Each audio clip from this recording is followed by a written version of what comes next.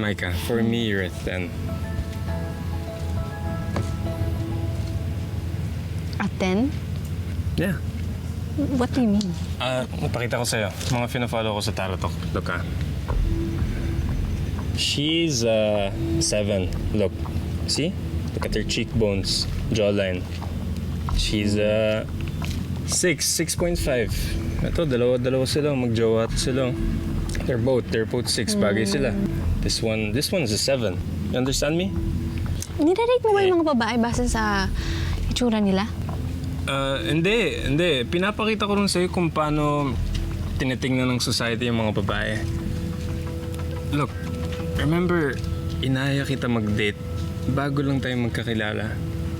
Bago pa yung makeover mo. Micah,